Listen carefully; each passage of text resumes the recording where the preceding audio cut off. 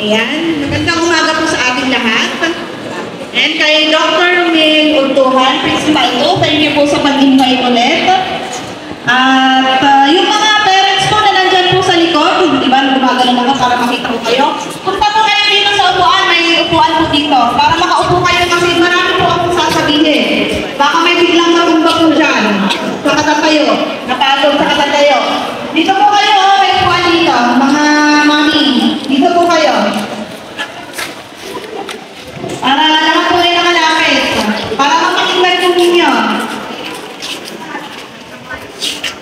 Okay na po ba kayo daan, mga bata? Pagka may sasabihin kayo, marami po upuan doon. Para mapakinggan nyo po ng maayos. Pagka pang magulang at hindi kaaya-aya sa pandinig ninyo, takpan niyo yung tainga niyo. Pagka medyo pagkalipas ng mga 10 minuto, sige, pwede na rin yung i-open kasi baka tapos na yung sabi-sabi sa mga kasama sa bahay.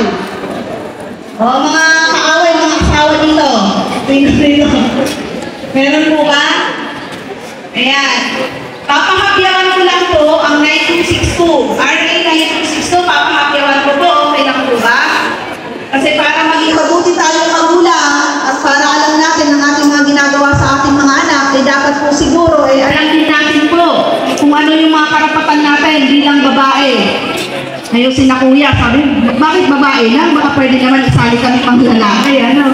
Pero pasensya na po mga kuya, kasi ang RA 9262 is para lang po sa mga kababaihan. No po, pasensya na po ha.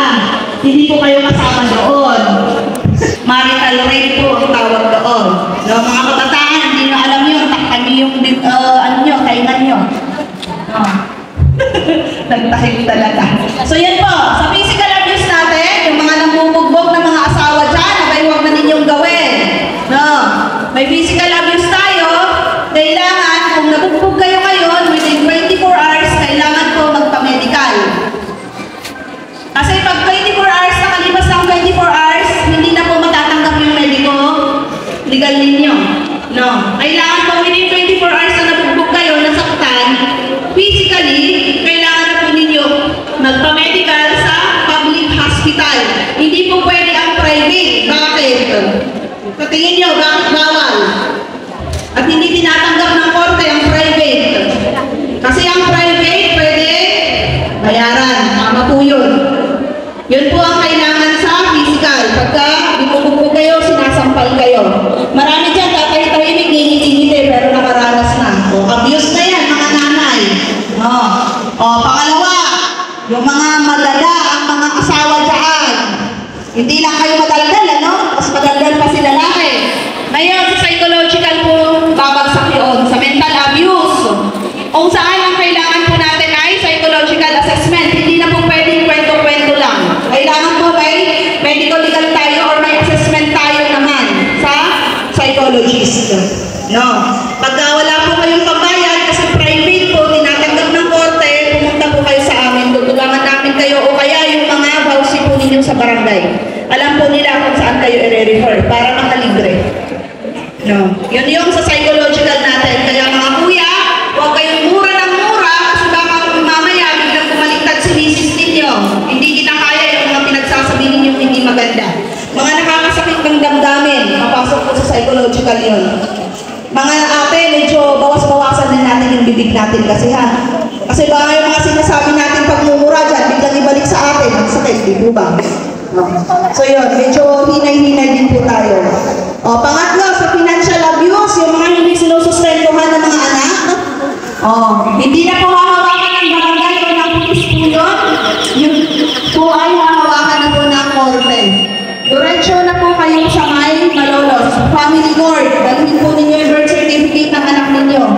Diretso na dun. O, diba? Wala nang palag si kuya. Kailangan magsustento sa mga anak. Kasi yung sa sexual abuse, alam na po natin yun, bawal mamilit. Pero, mga kuya, pag kayo ang pinipilit ng mga asawa niyo, ibigay niyo ha. Kasi pag di niyo kailangan pagbigyan si Mrs. Mrs. ba? Mrs. So yan po yung sa 926 natin. Pinakapyawan ko lang po para alam po ninyo yung mga pwede nyo ikaso sa mga asawa nyo. Pero hindi ko naman po sinasabi na kasuhanan niyo yung mga asawa nyo at mamaya pila kayo doon sa estasyon, ha? Ang hali pa po kayo dito. Aba. So yun. Ngayon naman, ang tanong ko, mga nanay at mga tatay, paano po ba ang maging mabuting magulang?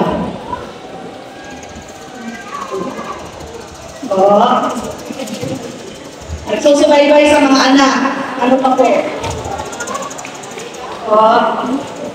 Good communication.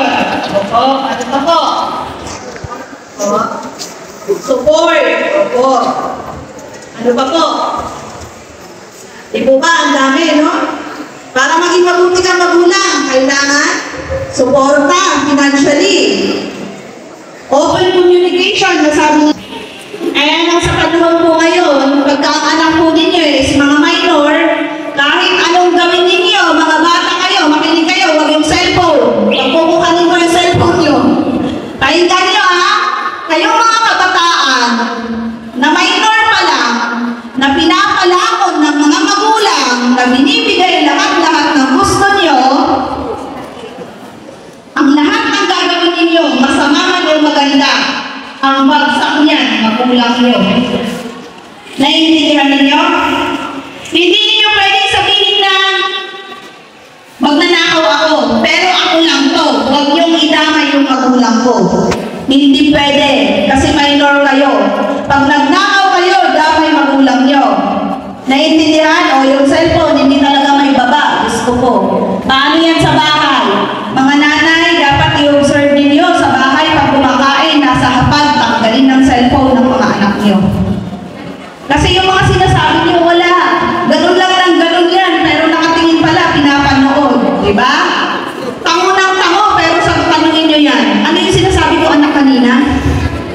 Nakatangang gagawin lang sa inyo yan, kasi hindi pinahinggan eh. Di po ba? Dapat po ugaliin natin gano'n. At kung sa school naman, at kung hindi naman po kailangan talaga ang cellphone, huwag na po ninyong padala yung mga cellphone ng mga anak nyo. Kasi baka mamaya nagsasalita, tulad ngayon, may gumagawa sa akin ng picture o video, mamaya gumaganon-ganon ako doon, di ba? O di kaya dumidila-dila ako dito, tumatawa sila, may gumawa niya. Kasi po sa social media, o di kaya gagawin nila, palaka yung katawan ko, baboy. Mukha ko nandun sa baboy. Di ba? Huwag nyo gagawin yun sa mga teachers nyo, ha? Mga bata kayo. Kasi mamay, papatawag na naman yung magulang nyo. O yung nanay nyo, nagtitinda pa dun sa palengke. O sayang ang oras, sayang ang tinda. Hindi mauubos yung paninda dahil pinatawag ka sa school. Kasi may ginawa ka na namang mali. Di ba? Sabi ko, mahirap ang maging magulang di ba? Sasabihin ng iba, hayaan mo na yan. Ikulong ninyo kung ikulong ninyo. Aba, ate, huwag ganon. Ginawa ninyo to. Nagpakasarap kayo dito, tapos sasabihin nyo, ikulong na lang namin. May mga minor na ako, paano namin ikukulong, di po ba? Lahat talaga po ang bagsak sa inyo. Kaya lahat, ang ano namin, sa inyo din mga magulang. Kaya sabihin namin, nasa inyo po kung paano disiplinahin ang anak ninyo. Kung paano patinuin ang mga anak ninyo. Kaya lang dahil sa social media, sa mga kaibigan, influensya ng mga kaibigan, nawawala po sila sa tamang landas. Di po ba? So yun, sabi namin, habang maaga pa, habang bata pa, na pwede pa ninyong pagsabihan na kung anong tama at mali, tulad nun, napakasimple lang. Tanggalin ang cellphone sa hapagkainan kapag kumakain. Pag hindi na tinanggal, huwag siyang kumain, huwag nang bigyan ng pagkain. Ikadena ninyo yung pagkaanong yung kaldero nyo. O ano yung kusina, parang hindi siya makakuha. Kaya lang, makapag-isip ng paraan na naman yan. Kung hindi magnanakaw, di kaya umutang doon sa kapitbahay. Sabihan din yung kapitbahay nyo, ate, pagka pumunta yung alam ko dyan, huwag yung bibigyan ng pagkain. Para matuto. Kasi ang hirap mo kasi, nadisiplinahin ang isang bata kung ano na, kinukonsulti. O yun din naman po ang punta talaga nun. Kung binibaby po natin sila, pag nasa tamang edad na yan, akala mo mga bata na, kaya may tinatawag na mamas boy, o papas girl, mga ganyan, o ano pa man ang tawag dyan. Kasi kinonsinti ninyo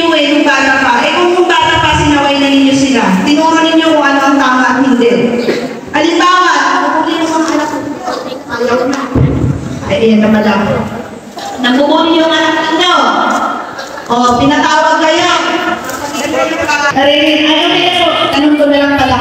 Huwag na akong pag-ganon-ganon. Gaganon na lang ito. O, halimbawa, nambuli po yung anak ninyo, tinawag po kayo sa school. O, ipagpipilitan nyo po kay madam o kay sa teacher nila. Hindi pwede yung anak ko ang nagsimula niya. Mabait ang anak ko. Hindi sa bahay nga, hindi lang inaano yung kapabata na pag sa bahay, hindi talaga palang ibo. Sumusunod sa inyo. Pero paglabas ng bahay, noong naman iba ang ugali mo. Iba ang paraan ng pakikisalamuha sa kapwa. Halimbawa, masyado kang stricto sa bahay. Siya ang laging pinapagalitan. Eh, iba na naman, nalihis ang isip o iba ang iisip. Pagdating sa eskwelahan siya ng bida. Nabigits po ba ninyo yun? Yung psychologically na parang ini-strictuhan nyo sa bahay na pagka lumabas, parang pinakawalang ibon, tanding ng anak natin. Maganda po ba yung pakikisalamuha ng anak ko? Kumusta po ba yung anak ko sa school? Oh. Kasi may mga bata, pagdating sa school, tinatawag ng teacher, walang makibo-kibo kasi nga nakatulog sa cellphone. O di kaya pag tinatawag ng school, pagbalang na ng sumagot kasi yun ang naririnig sa loob ng bahay. O di kaya kung nagtatanong yung anak niyo sa inyo sa bahay niyo, ano po ba ang ibig sabihin nito? Pakiko, tanong mo sa teacher mo. Kaya kita pinag-aral kasi ituturo ng teacher yung mga yan at sa akin magtatanong dito sa bahay. Di po ba? Lalo na magpagod tayo, naiintindihan ko pagpagod tayo, ang kulit-kulit ng mga bata. Mami, anong ibig sabihin ng ganito? Mami, anong ganito? Ano ba yan? Pinag-aaral kita, hindi tinuturo ni teacher pag uwi mo sa akin magtatanong? Hindi po pwedeng ganun mga nanay. Normal sa mga bata magtanong sa inyo kung anong ibig sabihin. Hindi po, minsan kasi, may mga magulang na mag-pride, hindi alam yung isasagot sa anak, kaya nagagalit, di ba? Pwede naman, may cellphone, i-search natin anak, ang ikakanta natin sa cellphone, kasi ako medyo nakalimutan ko na. O, pag yung mga anak naman, pagka ganun sinabi ng nanay nyo, huwag nyo sasabihin na, ano ba yan ni nanay, ang bobo, huwag ganun ha. No, kasi minsan may mga ganun pong magulang na ayaw patalo sa anak, gusto alam lahat, pero hindi talaga. So para hindi mahalata ng anak nyo, ganun na lang po gawin nyo. I-search natin, meron namang Google. Di ba? Ganun po ang gawin natin. Kasi mahirap yung hindi ko alam yan. Itanong mo sa teacher mo, pinag-aaral na kita, nagbabayad ako ng malaki, tapos hindi tuturo sa'yo. Huwag pong ganun. Tapos ang isa pa po, pagka may napapansin kayo sa mga anak ninyo, na akala nyo magaling lang magsulat ng point, yung may mga suicide na sinasabi doon, madilim ang aking paligid, may humahatak sa akin na hindi ko alam, o di kaya ang pangit-pangit ko, ang taba-taba ko, baboy daw ako, nasasaktan yung aking damdamin, yung may ganon, tapos may mga drawing na hindi ninyo maintindihan. Pausapin po ninyo yung mga anak ninyo. Kasi baka akala nyo, ay, writer yung anak ko. Ang titindi ng mga sinusulat niya. Parang malulungkot na mga nobela. Hindi pala ninyo alam. May depression pala yung anak ninyo. May problema na hindi po sinasabi sa inyo. Kaya bilang magulang po, hindi po bawal na tanungin po ninyo yung anak nyo kung anong ibig sabihin ng mga sinulat niya. May problema ka ba? Kung hindi kaya ni tatay na kausapin yung anak ninyo, lalo at babae, kayo po talagang mga nanay ang kakausap. Pero kung mas close po ang anak ninyo sa mga tatay, pwede din po kayong mga tatay ang kumausap. Hindi yung, ay ano ba yung pinagsusulat mo na yan? Pangit-pangit. Ano ba yan? Hindi ko naiintindihan yung mga ganyan. Hindi po dapat ganun. Kausapin po ninyo sila. Kasi alam nyo, may mga bata po kasi na hindi talaga nila mailabas kung ano po yung nasa loobin nila. Kasi nahihiya po sa inyo. Nahihiya sa inyo mga bilang mga magulang. Muli yun nga, laging nakasigaw. Di ba? Magay-tanong lang, puro, tumigil ka nga. Yung puro ganun. Kaya hindi makalapit sa inyo yung mga anak nyo. So bilang mga magulang, buksan nyo yung pinto para yung mga anak po ninyo open sa inyong magsalita, magkwento kung ano man ang problema nila. Napakahirap po kasi yung mga ganun na sa huli ka lang magsisisi. Nakita mo na lang yung anak mo, nilaklak na yung sleeping pills na marami, hindi na magising. Di ba? Mas maganda na makausap na ninyo sila. problema ba kung ano nangyayari. Kasi ang mga bata hindi po pare-parehas. Totoo po yung may mga nadidepress na mga bata kasi hindi po nila naiintindihan yung mga sarili nila. Lalo na yung mga bata na hindi alam yung kung anong kasarian, alam nilang babae sila kasi may ano sila at saka lalaki kasi may lawit. Pero may mga may nararamdaman sa loob na hindi ma-express kung ano po ba yun. Ba? Kasi yun tayo, nagagalit tayo, bakla ka, sige, subukan mo magpakabakla, ibibitin kita doon, patiwarik sa ulo. Ba? Mamaya, siya lang magbitin ng sarili niya. Intindihin po natin kasi may mga tao po, ay mga kabataan na ganyan po. Pero sa huli, maiisip naman nila kung ano ba talaga sila. Pagdating ng sa tamang panahon na ma-realize nila kung ano ba talaga ang gusto nila. Maging babae ba o maging lalaki. Hindi po masama na magkaroon ng anak na tomboy o bakla. Ano po? Hindi din po nila ginusto yan. Naramdaman lang po nila na yun ang gusto nila. Basta, huwag lang naman silang gumawa ng kahalayan, di ba? Nakikita ko nga yung mga bakla, sila pang naghahanap buhay, sila pang breadwinner sa pamilya, di ba? Kaya, sabi ko nga, bakit ba nagagalit kayo kung bakla yung anak ninyo? Hindi naman kawalan sa inyo yun. Kabawasan po ba sa inyo bilang lalaki po yun na magkaroon po ng mga ganong anak? Hindi po, di ba? Masaya pa nga ang buhay, siya pa ang entertainer sa bahay, di po ba? O di kaya siya pa ang nagdadala ng apelyedo nyo sa katanyagan. Diba? Kaya sa bagay open-minded naman po tayo sa mga ganun sigurong pagkakataon na magkaroon tayo ng problema sa pamilya na ganun. Alam ko po, nagko-conflict ang religion sa paniniwala natin bilang tao. Pero yun nga po, ano bang gugustuhin mo po ba? Yung mawalan ba ng anak o dyan sa estado kung asan ka ngayon? Kaya doon po tayo mahahati eh. Kaya nasa inyo din po yun. Nag-share lang po ako ha. Baka mamaya may magsasabunod sa akin dito ha. Pinakampihan ko yung mga naggaga ng mga bata ha.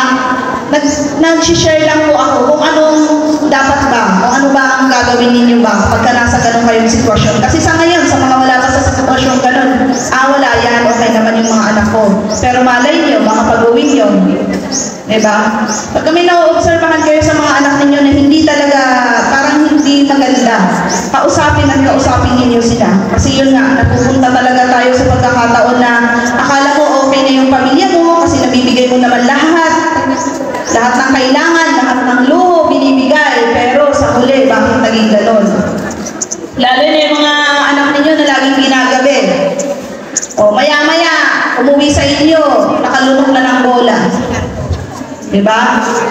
Mga halos natin sa rape cases po natin, ang mga edad ay pumapalo siya sa 12 to 17 years old. Yun po ang mga usually na may kaso po na rape or sexually abuse. Sa ngayon po ha, ipaalala ko din po yung mga jowa na mga anak, kayo mga bata dyan ha, yung mga may jowa dyan, na ang mga ginagawa ng mga mag-asawa na hindi dapat ninyong gawin kasi hindi pa kayo kasal, naiintindihan ninyo? Alam niyo yung ginagawa ng mag-asawa na hindi dapat ninyo gawin? Ngayon po ha, pagka ganun po ang naging kaso, at nasa 3 taon lang po ang pagitan po ng edad ng bata, yung dalawang mag-jowa na yon, inabutan ninyo na may ginagawa, di ba ba, usually ang ginagawa ninyo, kinakasuhan ninyo agad ng rape. Ngayon po, hindi na po papasok yun ng rape. Sexual abuse na lang po. Kasi ang rape, ang number 1 po na element niyan is dapat pinilit. Ang dalawang kabataan mag-jowa, ginusto nila. Edad lang po ang nilalaban ng mga bata, kaya may ganung kaso. Ngayon po, sexual abuse na lang po. Hindi po siya rape. Inuulit ko, hindi po rape yun pag 3 taon ang pagitan ng edad pababa. Kaya, mga nanay, mga tatay, nasa inyo na naman po kung paano mapigilan ang mga anak ninyo. Minsan nagagalit talaga ako, bakit pinapayagan ninyo yung mga anak ninyo na mag-jowa, mga bata pa yan. Magkaroon ng boyfriend tsaka girlfriend, mga bata pa yan. Bakit nyo po pinapayagan? Diba? Ang iba sinasabi, pinapayagan ko na para hindi itago sa akin. Pero sa tingin po ba ninyo lahat ng ginagawa ng mga yan, talagang pinapakita sa inyo?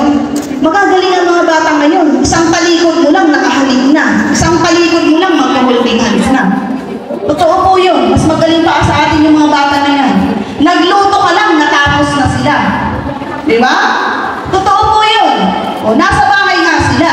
Pero di mo alam, doon pala sila gumagawa ng kababalaghan sa bahay niyo. May iba kasi mga magulang, payagan ko na para alam ko kung sinong kasama. Para pag may nangyari, alam ko kung sinong sisingilin ko. So, ibig sabihin, inaano na ninyo na may mangyaring hindi maganda. Sa tingin niyo po mga nanay at saka mga tatay, di po ba? Bakit niyo pinapayagan? Unang-una, bakit niyo pinapayagan? Kung tutusin, dapat nahiya yung mga yan. Dapat pakinggan kayo kung anong sinasabi niyo kasi kayo ang nagpapalamon dyan. Kayo ang nagpapaaral. Walang-wala sila kung wala kayo bilang mga magulang. Kaya dapat isiksik niyo sa isip ng mga bata na dapat pakinggan niya kayo. Hindi sila ang papakinggan niyo, kundi kayo bilang mga magulang. Kasi kahit anong gawin ninyo, kahit umiyak kayo sa akin, kung nandun na yung kaso ng anak ninyo, kayo at kayo pa rin ang masisisi. Kahit sabihin mo, ang buti-buti kong magulang, binibigay ko lahat, di ko ginugutom yan, di ko pinapakagat sa lamok yan. Pero bakit ganun ang nangyari? Yan ba?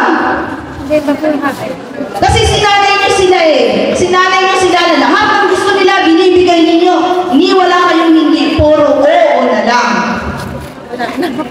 Pero kung gusto naman ninyo na graduate na kayo sa bata na hinihili-hili at gusto niyo ulit umulit ng grade 1, sige, payagan niyo yung mga anak niyo. Diba? May mga magulang siguro, ano ba yan? Sermon pala pinuntahan namin dito Diba?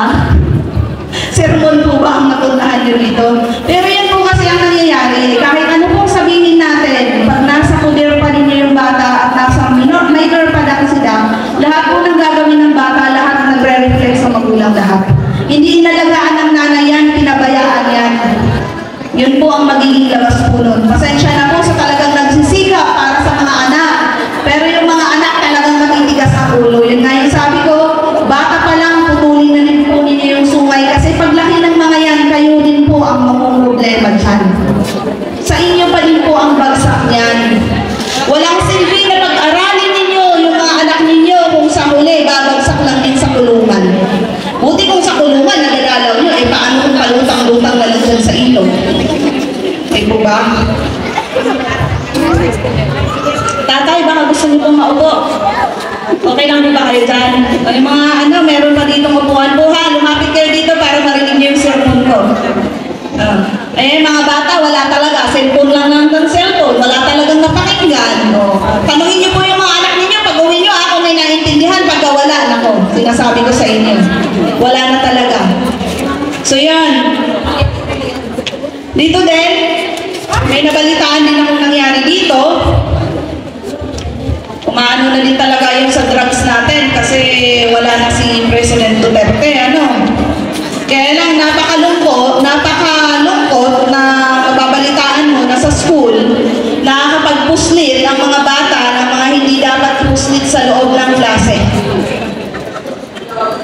Magulang na naman po ang nun. Paano makakakuha yung bata na gano'n kung hindi galing sa magulang? Yun ang notion namin doon.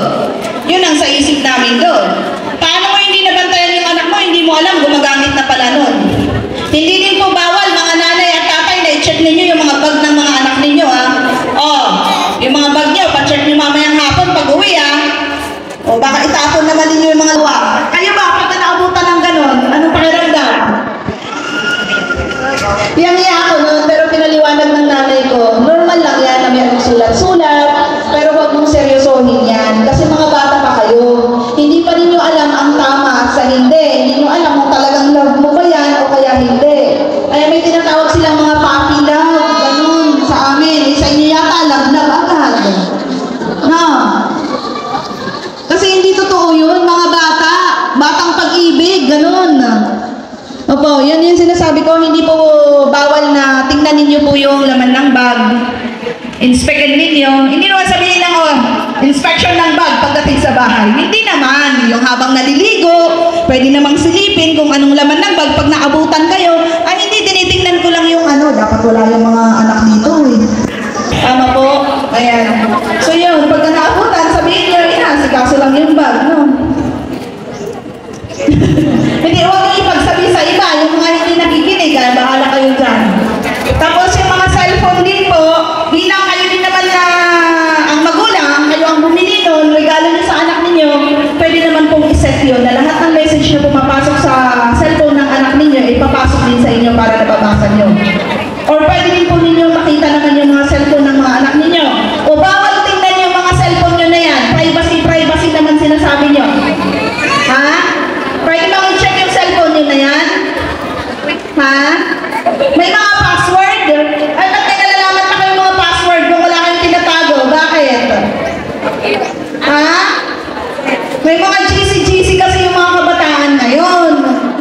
kaya kung ano yung Facebook na pinakita sa inyo, akala yun na yun, pero may iba pa pala ang Facebook. O, siya si Barbie sa kabila, pero yung tunay na pangalan, yung pinapakita sa inyo. O, may si Barbie, may si Darna. O, diba? Kaya medyo mga magulang, medyo mag-ano din tayo, dapat taking din tayo para alam natin kung paano check yung mga cellphone ng mga anak natin. Yung iba talaga nagpupunta sa akin, nagugulang na lang, ha? Siya talaga ng anak ko yan? Diba? Hindi naniniwala kung anong nakalagay doon. O, kasi minsan, nababasa ko, yung anak pa ninyo, naminilit sa lalaki. O, babe, tara na, may bigay si mami, may pang short time tayo, may 250 ako. Diba? Kaya ma-allowance din ng mga anak niyo, huwag niyong susobrahan. Baka yung sobrang allowance ay napunta dyan sis. Diba? Ang hirap, no? Ang hirap mo yung magulang. Maraming bawal. Kung pwede lang sana natin ikalina yung mga anak natin para sa classroom, samahan natin. Eh, paano kung lima yung anak mo? Kakatiin mo yung katawan mo, yung ulo sa isa, kamay sa isa, kanan doon. Diba? Kaya mahirap naman po talaga. Alam ko po yan. Kaya lang yun nga, sa bahay pa lang po, pakita natin kung ano yung dapat at saka hindi. Sabihin mo, anak, bawal magsinungaling. Kaya lang maya-maya, may kumatok. Uy, nagding yung utang mo! Ay, anak, sabihin mo, wala ako. Nasa lamay ako. Oh. Eh, paano mo sasabihin mo magsisinungaling? Ikaw pa nagturo magsinungaling, nasa lamay ka, eh, nandun ka lang. Diba? Totoo po yun. Huwag kang magsinungaling. O di kayo, huwag kang maging malandi. Eh, ikaw naman nanay, 4, 3 ang maging jowa mo, sabay-sabay, nakikita pang dumadalaw sa bahay niyo. O paano sasabihin mo huwag maging malandi? Eh, malandi ka nga sa isa't kalahating ano, eh, di ba? Bakit ganun? Kung ano yung sinasabi natin sa anak natin, iyon din naman ang gawin natin, kasi hindi talaga maniniwala sa atin yan. Matatalino nga sila eh. Di po ba? O huwag kang magbisyo. Huwag kang mag-adik dyan, mag-sigarilyo, mag-ano. Eh yung yosi mo, nakapatong-patong doon sa ano niyo. Ang sasabihin hindi manigarilyo, eh syempre, ang bata magaling yan. Akala mo hindi bukas yung sigarilyo, sa likod, bawas pala. Kinuha ng bata. Diba? Matatalino yan. Pero huwag kayong magpa-ano sa talino nila. Dapat kung matalino yung anak mo, mas matalino ka, nasa sa'yo galing yan. Huwag mong sabihin na mas matalino kasi pinag-aral ko nga eh. Pero sa diskarte ng buhay, sa mga kalumuhan, nadaanan na po natin yan eh, kaya alam natin eh, huwag tayong magbulag-bulagan. Halimbawa, nakabihis, pantulog. Natulog kayo lahat. Mamaya marinig mo, nagbubukas yung pinto. Tumakas pala, nakapadyama. Pero pag nilabas ng bakod, nagtanggal ng padyama, naka-pek-pek shorts, naka-spaghetti strap, pupunta sa barkada. Diba? Pag nahuli mo na, huli na. Sabihin mo na, oh anak, nahuli kita, lumabas ka, ganito, ganyan. Asan ebidensya mo, gaganyan pa sa'yo, ano? O, so kung ganun, oh, saan ka pupunta? Dito ako. Gumanon ka kaagad, hindi yung itatago pa ninyo. Diretsyohin nyo na. May pagkakataon na pwede nyo i-baby talk ang mga anak ninyo, may pagkakataon din na medyo taasan din ang boses. Sabihin ninyo, eh, bawal pong mag-ano eh. Child abuse na naman eh. O, yun kasi. Ang nangyayari kasi, mula pagkabata, binibaby ninyo, hindi yung pinagtaasan ng boses. Kaya nung nasa school, nag-lecture ako ng 7610, meron magre-reklamo, sinampal daw siya ng tatay niya, o kay kinurot ng nanay niya, dahil alauna ng gabi, umuwi, susuwad-suwad, kasi lasing. O, di nasampal kahit sino naman, di ba? O, child abuse daw. Kasi sinampal. Hindi naisip ng bata na kaya nasampal siya dahil umuwing lasing. Madaling araw pa. O, ganito ha. Pagka may ginawa kayo sa mga bata na yan, pabebe din yung mga yan, sabihin, ba't niya ako sinampal? Ba't kita sinampal, anak? Ba't kita nakurot? Ba't kita napagbuhatan ng kamay? Pero huwag naman bugbuga. Baka bubusarahan din naman na makagulata yung anak ninyo. Kasi minsan talaga sa galit po natin, hindi po nawawala sa atin yung pagbuhatan ng kamay ang ating mga anak. O mga bata, intindihin nyo ha! Pinagbubuhatan yung mga anak natin ng kamay minsan. Pero yung mga hindi nakapagbuhat ng kamay sa mga anak at puro salita lang, eh, mabuti sa inyo. Kaya lang talagang meron po talaga na pagkakataon na gano'n. Ngayon po, kung nagano'n naman ninyo ang anak ninyo, na hindi naman po pala palagi ha. Kasi hindi mo masasabing dahil nagalit ka at napuno ka, kung pala palagi naman suntok ko, sampal, tadyak ang ginagawa nyo sa bata, hindi naman po gano'n yun. Hindi gano'n ang pagdidisiplina, baka gano'n naman ang nangyayari. Ang sinasabi ko po is, kung pagkakataon na talagang galit na kayo, o isang linggo na ang uwi niya is alauna o madaling araw ng gabi, laging lasing, tas nalaman mo pa, hindi pa pumasok sa school, o sa pang-pitong araw na gano'n ang uwi niya, nasampal mo. O, nasampal mo, iyak ng iyak doon, natulog. Pinabukasan, pagising na. Upo kayo. Anak, bakit kita nasampal? Bakit kita nasaktan? Tanong niyo sa kanila kung bakit. O kung sasabihin, ano ko sa'yo, ba't sinampal mo ako? Wala namang ginagawa. Kung gagano na naman, talagang matigas talaga ang ulo. Eh di ba nasampal? Umuwi, lasing. Umuwi ka dito na madaling araw na. Di ba? Ipagawalan ko sa kanila kung bakit dito sila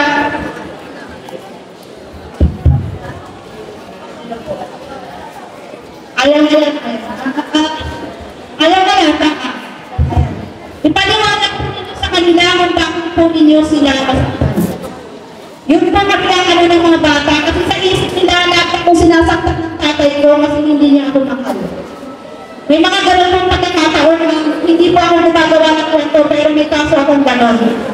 Na hindi daw ang paborito ng tatay o kaya yung nanay niya kasi lagi siya ang sinasaktan.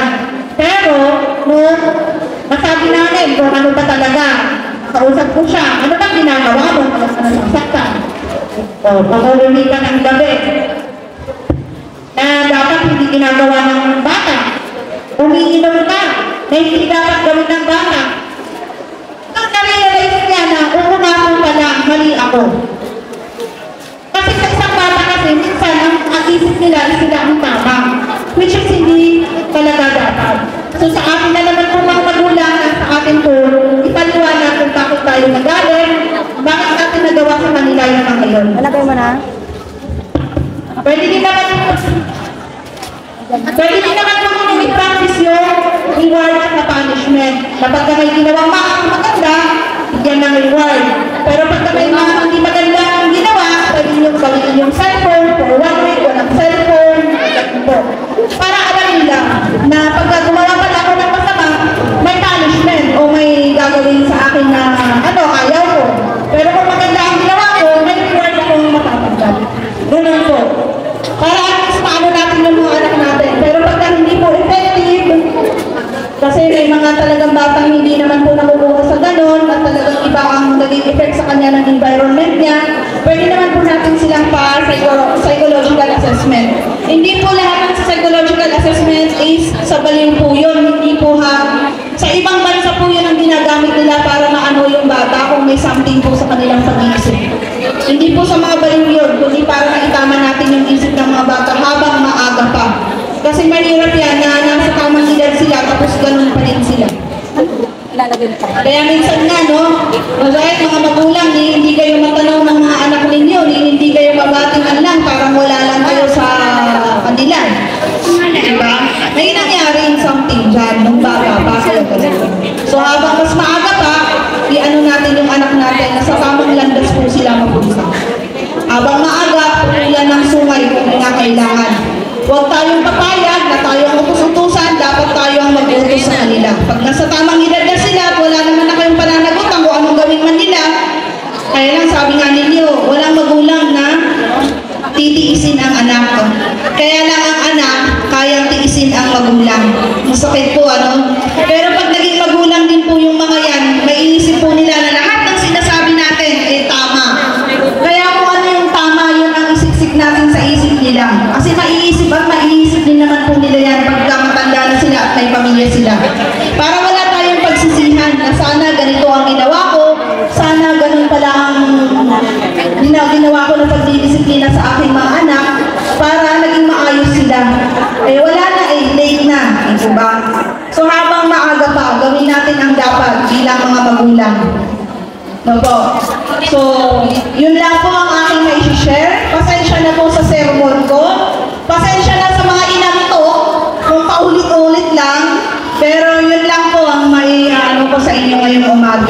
Ayan po, maraming salamat po ha. Magandang tanghali na po ba? Magang pa din. Sige po.